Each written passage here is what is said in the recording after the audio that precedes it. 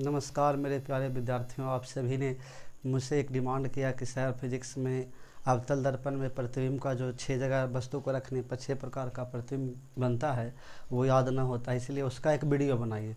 तो आप लोगों को डिमांड पर हम आज लेके आए हैं अवतल दर्पण में 6 जगह वस्तु को रखने पर किस प्रकार से उसका प्रतिबिंब बनता है, कहाँ बनता है और उसका किरण रेखा कैसा होता है, आप सभी की डिमांड पर हम लेके आए हैं। तो देखिए, आज का टॉपिक है अवतल दर्पण में प्रतिबिंब की स्थिति या निर्धारण। 6 जगह वस्तु को रखने पर 6 प्रकार का प्रतिबिंब बनता है। बहुत ही आसान तरीके से हम आप लोग को सिखाएंगे। आज के बाद आप लोग का ये शिकायत नहीं होगा कि अवतल दर्पण में 6 जगह वस्तु को रखने पर 6 प्रकार का जो प्रतिबिंब बनता है, आज के बाद आप लोग कभी नहीं रहेगा। तो ध्यान से देखिएगा, पहला स्टेज है कि जब वस्तु को देखिए, अवतल दर्पण में 6 स्थिति है, उसको हम बताएंगे। पहला, जब वस्तु को अनंत पे रखा जाए, जब वस्तु अनंत पर हो, यानी आपसे पूछेगा कि जब वस्तु को अवतल दर्पण में अनंत पे रखा जाता है तब उसका प्रतिबिंब कहाँ बनता है, या वस्तु की स्थिति, प्रतिबिंब की स्थिति बताइए जब वस्तु अनंत पर हो। तो देखिए, जब वस्तु को अनंत पे रखा जाएगा तब इसका प्रतिबिंब जो है मुख्य फोकस पर बनेगा। तो हम लोग किरण रेखा के माध्यम से पहले सीखेंगे। देखिए, ये हो गया आपका अवतल दर्पण। तो इस तरह से आप लोग पारे होंगे तो आसानी से चित्र पारने के लिए, किरण रेखा खींचने के लिए हम लोग सीखेंगे, ताकि बहुत सारे विद्यार्थी का किरण रेखा नहीं आता है तो बहुत सारे कैसे बनता। देखिए, तो आप लोग जानते होंगे कि दर्पण का जो ये बीच का भाग होता है ध्रुव होता है, और इस तरह से जो मिला देते हैं ये प्रधान अक्ष होता है, और सबसे लास्ट में अनंत जो होता है सबसे लास्ट में होता है। तो ये अनंत हो गया। अनंत के बाद देखिए प्रतिबिंब अनंत में रखा गया, तो अनंत के मतलब हुआ ऐसा स्थान जहाँ पता ही नहीं हो कहाँ है। तो इस तरह से अनंत से जो प्रतिबिंब आएगा तो वह अवतल दर्पण से टकराने के बाद मुख्य फोकस से होकर गुजरेगा। देखिए, इस तरह से मुख्य फोकस से इंच की सहायता से आपको 2 किरण के माध्यम से दिखा सकते हैं, 1 किरण के माध्यम से भी दिखा सकते हैं। तो देखिए गया और टकरा के वापस चला है। नीचे से भी हम दिखा सकते हैं कि देखिए गया और फिर इसी तरह से परिवर्तित हुआ। फिर हम और एक लेस करके यहाँ से जा सकते हैं। देखिए ये यहाँ से सीधा जाना चाहिए, इस मुख्य फोकस से आप लोग इंच की सहायता से खींचेंगे तो चला जाएगा। तो इस तरह से हमारा प्रतिबिंब का निर्धारण जो है हो गया। यानी देखिए, जब वस्तु को अनंत पे रखा जाता है, अनंत के मतलब हुआ कहाँ जिसका स्थान कोई निश्चित नहीं है, माने अनंत सूर्य हो गया, चंद्रमा, दूरी अनंत जो होती है। तो यहाँ से अनंत पे जब वस्तु को रखा जाता है तब देखिए इसका प्रतिबिंब मुख्य फोकस पे बना जाता है। एकदम सिंपल है कि जब वस्तु को अनंत पे रखा जाता है, इसको नाम आप देख सकते हैं ये अवतल दर्पण हो गया, ये अवतल दर्पण। तो अवतल दर्पण में पहला आपका याद हो गया कि जब वस्तु को अनंत पे रखा जाता है तब इसका प्रतिबिंब देखिए मुख्य फोकस एफ पर बनता है। एफ के मतलब मुख्य फोकस पर बनता है। अब कैसा बनता है, तो वस्तु बहुत बड़ा होगा लेकिन प्रतिबिंब बहुत छोटा बनेगा। तो प्रतिबिंब जो बनेगा, प्रतिबिंब बहुत छोटा होगा। और कैसा होगा भाई, उल्टा। और जो उल्टा होगा वो कैसा होगा, वास्तविक। तो आपका पहला स्टेज हो गया फिनिश कि जब वस्तु को अनंत पे रखा जाता है तब उसका प्रतिमुख फोकस बनता है, बहुत ही छोटा बनता है, उल्टा बनता है और वास्तविक बनता है। अब दूसरी स्थिति देखिए, पहला स्थिति के बाद जब वस्तु को अनंत और वक्रता केंद्र सी के बीच रखा जाता है। तो जब वस्तु को अनंत और वक्रता केंद्र के बीच रखा जाता है तब उसका प्रतिबिंब वक्रता केंद्र सी और मुख्य फोकस एफ के बीच बनता है। यह प्रतिबिंब छोटा, उल्टा एवं वास्तविक बनता है। अब देखिए इसका किरण रेखा हम लोग देखेंगे। ये मैंने अवतल दर्पण हो गया, यहाँ पर आधा भाग में ध्रुव होता है, इधर वक्रता केंद्र होता है और सबसे लास्ट में अनंत होती है। तो देखिए अनंत और वक्रता केंद्र के बीच, तो यहाँ देखिए हमने वस्तु को रखा। अब इसको ये भी दिखा सकते हैं, ये अनंत, इधर लास्ट हुआ अनंत होता है। तो यहाँ से पहला किरण जो जाएगा टकराने के बाद आप लोग को ध्यान रखना चाहिए मुख्य फोकस से गुजरेगा। और दूसरी स्थिति जो है, पहला मुख्य फोकस से गुजरता है, दूसरा जो वक्रता केंद्र होता है वहाँ से ही चला जाता है और फिर उसी स्टेज से आकर के वापस परिवर्तित हो जाता है। देखिए ये रहा वक्रता केंद्र से, यहाँ से वक्रता केंद्र से गुजरा तो यहाँ देखिए हम लोग का प्रतिबिंब बन गया। तो देखिए उल्टा बना बी और ए। तो एकदम पहला जो किरण जाएगा एफ से जाएगा और दूसरा जो प्रतिबिंब जाएगा एफ से जाकर, पहला जाएगा एफ से और दूसरा सी से ही गया और यहाँ देखिए इस तरह से गया और टकरा करके इसी से वापस आ जाता है। तो इस तरह से यहाँ प्रतिबिंब बन जाता है। तो जब वस्तु को अनंत और वक्रता केंद्र के बीच रखा जाता है तब इसका प्रतिबिंब मुख्य फोकस पर बनता है। ये रहा आपका दूसरा किरण रेखा। तीसरा स्थिति देखिए, जब वस्तु को वक्रता केंद्र सी पर रखा जाए, जब वस्तु को वक्रता केंद्र सी पर रखा जाता है तब उसका प्रतिबिंब वक्रता केंद्र पर ही बनता है। यह प्रतिबिंब वस्तु के बराबर, उल्टा एवं वास्तविक बनता है।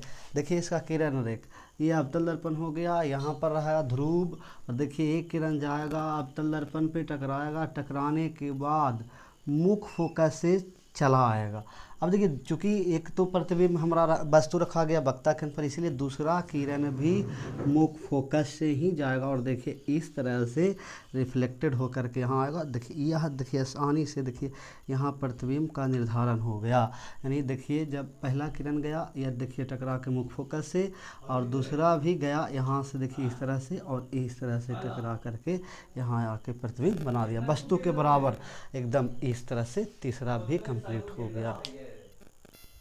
जब चौथा स्टेज देखिए, जब वस्तु को वक्ता केंद्र सी और मुख फोकस ए के बीच रखा जाता है तब उसका प्रतिबिंब मुख फोकस एवं अनंत के बीच बनता है। यह प्रतिबिंब वस्तु से बड़ा, उल्टा एवं वास्तविक बनता है। इसका किरण रेख देखिए, जैसा कि बार बार करें, ये अवतल दर्पण हुआ, ध्रुव हुआ, देखिए यहाँ वक्ता केंद्र है, यहाँ मुख फोकस, इसके बीच में वस्तु रखा हुआ। तो देखिए पहला ये गया, ये अवतल दर्पण पे पड़ने के बाद देखिए यहाँ से रिफ्लेक्टेड होकर के मुख फोकस से गुजर गया। देखिए इस तरह से आराम से एकदम रिलैक्स होकर पढ़िए। उसके बाद दूसरा आप लोग जानते हैं कि वक्ता केंद्र से जाएगा, तो देखिए एकदम इंच, आप लोग इंच की सहायता से करिएगा। थोड़ा सा हम लोग हमारा ऐसे ही कर रहे हैं इसलिए थोड़ी सी इधर उधर हो रही है, आप लोग इंच की सहायता से करेंगे। देखिए एकदम आराम से कट गया और यहाँ देखिए प्रतिबिंब का निर्धारण हो गया। अगर इसका नामकरण हम ए बी करते हैं तो देखिए यहाँ बन गया बी और ए उल्टा। तो देखिए आराम से ये आपका स्थिति नंबर 4 कंप्लीट हो गया। देखिए चौथी स्थिति में थोड़ी सी गलती हो गई थी, यहाँ वक्ता केंद्र सी होगा और अनंत के बीच। तो यहाँ देखिए चित्र किरण रेख सही बनाया गया था, सी था और इधर वक्ता केंद्र था, तो सी वक्ता केंद्र था और इधर अनंत था। किरण रेख सही था लेकिन यहाँ पर मुख फोकस लिखा गया था, इसीलिए आप इसको ध्यान में रखेंगे, वक्ता केंद्र और अनंत के बीच बनता है। कितना बढ़ गए। पांचवा स्थिति देखिए, जब वस्तु को ए पर अर्थात मुख फोकस पर रखा जाता है तब उसका प्रतिबिंब अनंत पर बनता है। यह प्रतिबिंब वस्तु से बड़ा, उल्टा एवं वास्तविक बनता है। अब यहाँ पर हम लोग देखें किरण रेख, तो देखिए अवतल दर्पण रह गया एमएन, इसका नामकरण करें, यहाँ पर ध्रुव भी हो गया। अब इधर देखिए पर ये प्रतिबिंब रखा हुआ है, तो देखिए पहला किरण गया आराम से देखिए, और यहाँ से ये देखिए मुख फोकस से गुजर गया। अब दूसरा किरण हम लोग को लेना है, तो यहाँ पर सी दर्शा दिए और देखिए इस तरह से ये चला गया। यानी एक दूसरे को ये काटेगा नहीं, कभी नहीं काटेगा, क्योंकि अनंत पे बना, इसका मतलब कहाँ जो कोई ठीक नहीं है। तो इस तरह से अनंत पर ये किरण बन गया, प्रतिबिंब बन गया। तो इस तरह से आपका पांचवा कंप्लीट हुआ।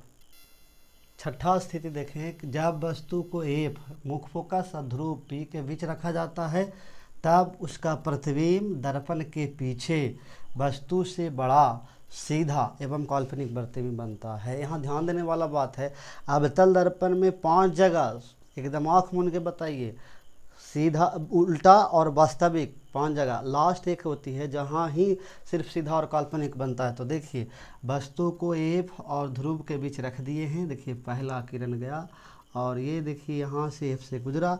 अब दूसरा हम लोग देखेंगे तो दूसरा को वक्ता केंद्र से इस तरह से दिखाएंगे, वक्ता केंद्र से गया, यहाँ से देखिए टकराता है, फिर रिटर्निंग हो जाता है, फिर इसी से ये रिटर्निंग हो जाता है। देखिए अब इसका प्रतिबिंब कहाँ बना भाई, इधर देखिए बनता है, इधर जा करके ये आगे इस तरह से बढ़ करके इधर प्रतिबिंब का निर्धारण करता है दर्पण के पीछे। देखिए सीधा बना, वस्तु से बड़ा बना, दर्पण के पीछे बना।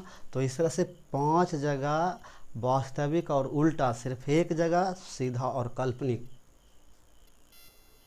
अब हम लोग उस 6 प्रतिबिंब को एक आसान ट्रिक से समझेंगे ताकि ऑब्जेक्टिव में जब हम लोग को पूछे तो वहाँ पर आंसर देने में आसानी हो, सुविधा। तो आसानी से देखिएगा, हम आपको एकदम ट्रिकली बता देंगे। ये देखिए अवतल दर्पण एमएन हो गया, यहाँ ध्रुव हो गया, उसके बाद देखिए ध्रुव के बाद मुख फोकस होता है, सब जानते होंगे। उसके बाद वक्ता केंद्र होता है, उसके बाद देखिए लास्ट मैंने इंडिकेट कर दिया अनंत। अब देखिए पहला प्रतिबिंब रखते हैं, देखिए अनंत पे रख दिया, पहला यहाँ हो गया तो इसको 1 मान लेते हैं। दूसरा प्रतिबिंब रखेंगे देखिए अनंत और वक्ता केंद्र के बीच में। देखिए यहाँ ये किसके दो किसके बीच रख, थोड़ी सी यही ध्यान रखना है कि एक के मतलब क्या हुआ, दो के मतलब क्या हुआ। देखिए दो के मतलब हुआ अनंत और वक्ता केंद्र के बीच। देखिए तीसरा चल जाएगा वक्ता केंद्र पर, तो देखिए तीसरा हो गया वक्ता केंद्र पर। चौथा देखिए वक्ता केंद्र और मुख्य फोकस के बीच वस्तु को आपने रखा था, देखिए चौथा रख दिए। पाँचवा को आपने मुख्य फोकस पर रखा था, ये देखिए 5 हो गया। और छठा आपने रखा था मुख्य फोकस और ध्रुव के बीच।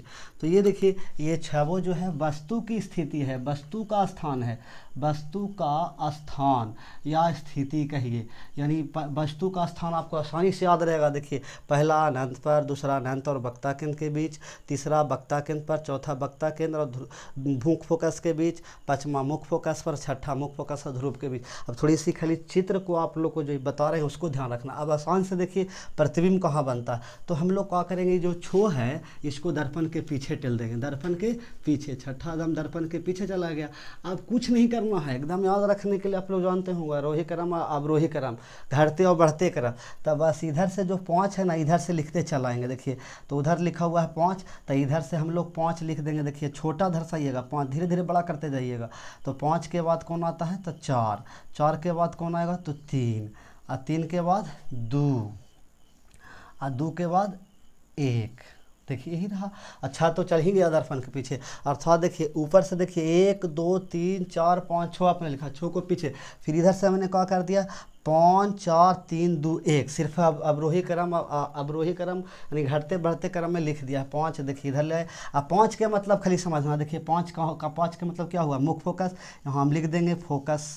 या देखिए 4 के मतलब आप लोग देख सकते हैं 4 कहाँ है, वक्ता केंद्र और मुख्य, यानी C एवं F, C एवं F। अब थोड़ी सी ध्यान रखिएगा, C मैंने वक्ता केंद्र, F मैंने मुख्य फोकस, C और F ये 4 था। 3 देखिए 3 के मतलब C पर यानी वक्ते केंद्र पर था। अब 2 के मतलब समझिए, तो 2 के मतलब क्या हुआ, 2 के मतलब हुआ देखिए 2 के मतलब हुआ अनंत और वक्ता केंद्र, अनंत एवं C, अनंत एवं C।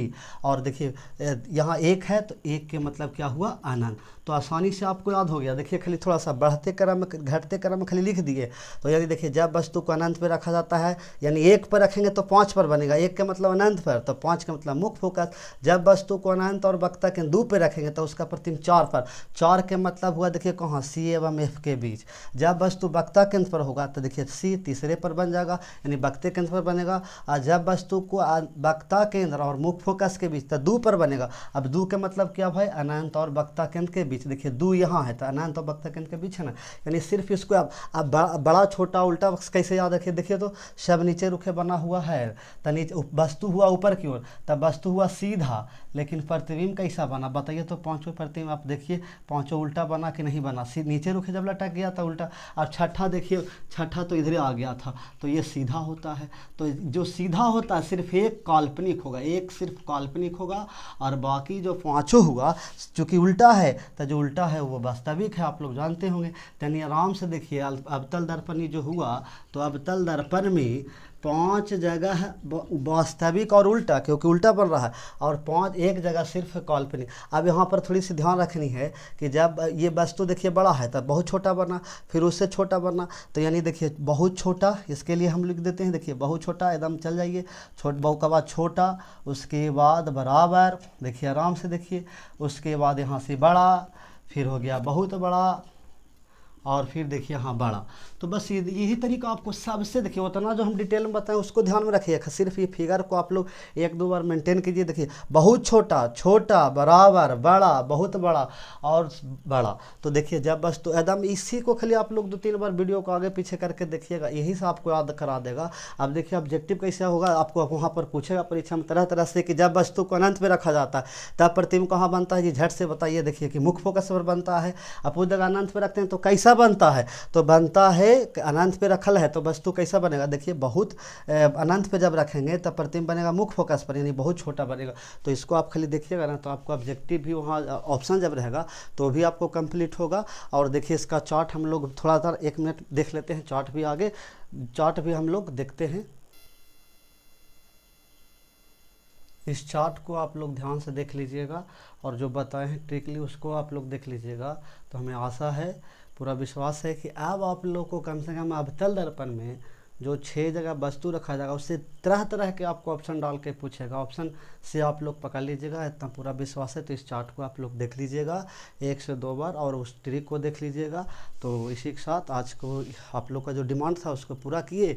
जय हिंद दोस्तों।